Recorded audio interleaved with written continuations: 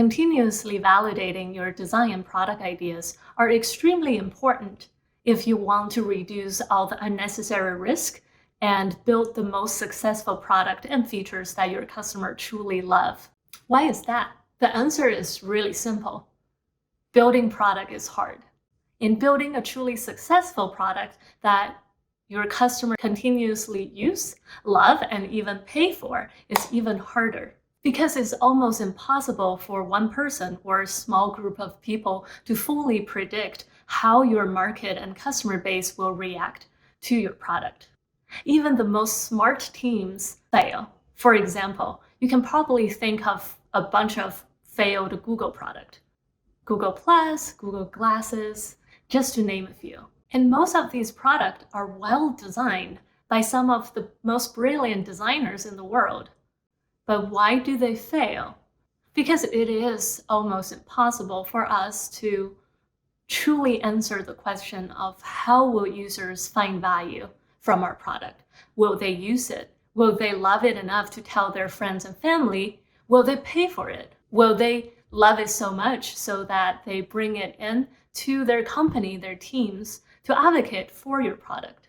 Of course, for a company like Google, they are big enough to be able to sustain a product strategy like this. You can just keep launching different products and hope one of them will provide you 50x or 100x return. But for most companies or startups especially, we can't really afford launching a product in the dark.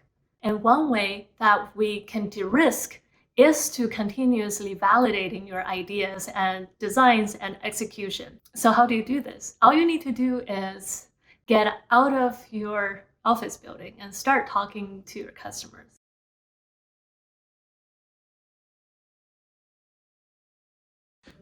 When you're ideating or concepting a design or product idea, this is the most crucial stage to validate. We've seen lots of startups are in stealth mode, where they think they have the most brilliant ideas and they are 100% sure it's going to be a hit, it's going to change the world. But guess what? 90% of startups fail. And they fail is not because they didn't have a good idea or competition steal their ideas. They fail because they fail to execute it for the right people at the right time and the right way. And to be able to know what the right way is, we really need to talk to people. You need to really understand your customers' problem, pain points, what they value, and how you can help.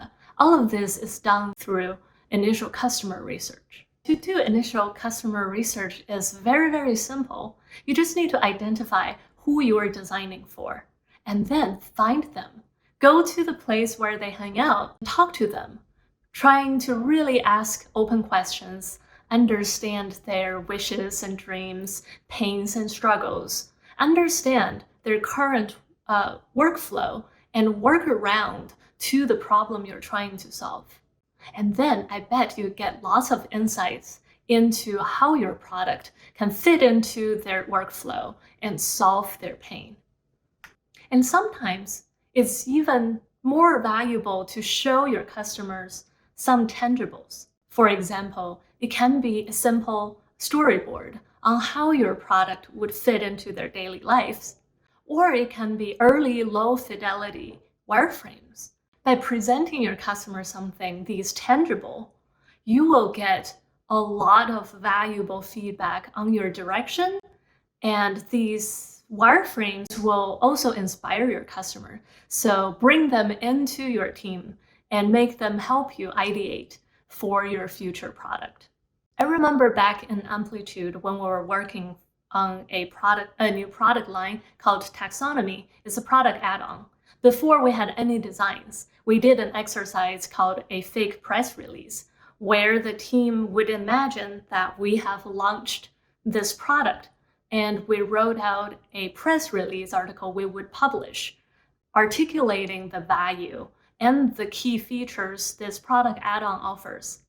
And then we showed this fake price release to our customers to get their thoughts on would this be a product they would use, they would value or they would pay for. So are you working on a new product feature or a new product? Is there something that you can create?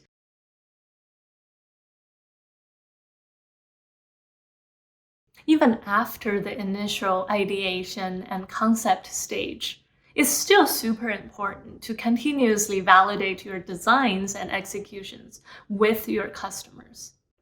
Because even though you have a valid idea that people want, your execution might not be correct, or there might be glaring usability issues that really preventing users from getting value out of your product.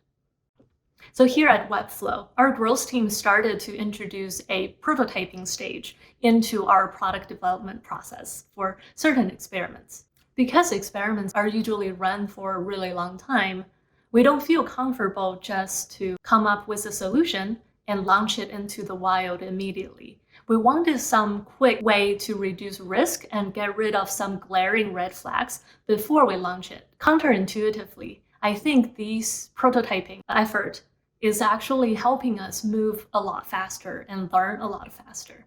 If everything goes expected, great, you can go ahead and launch that experiment. Now that with added confidence and validation. But if there's something went terribly wrong, great job. Now you have the learnings to help you make another quick iteration before you launch it. And that way it saves us at least 3 weeks in experiment runtime.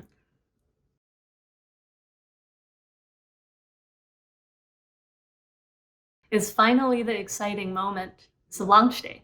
After you launch your product, this is still not the end. It's just the beginning. This is the crucial time for you to really validate how your user and customers are reacting to your product.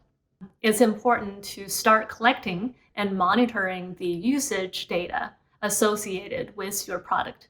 We recently launched an experiment here at Webflow that we're seeing really good data around our KPIs and North Star metric. But the product change we introduced have very little product usage. And that didn't give us enough confidence that the change we introduced is the cause of the change in metric we're seeing. So we went back to our drawing board and come up with a different solution.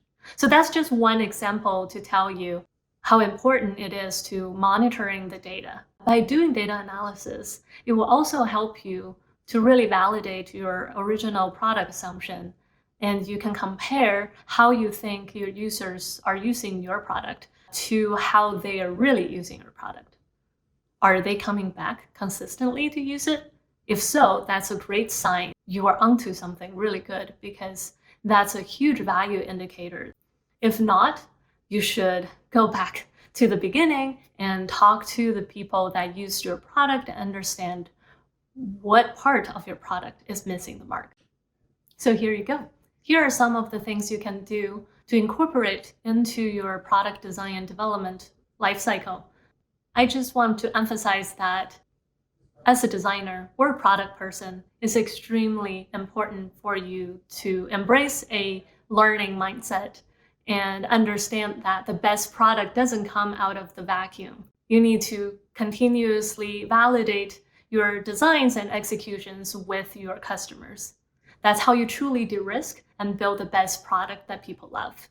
So get out of the building and start talking to your customers. Thank you so much for watching. I'll see you in the next video.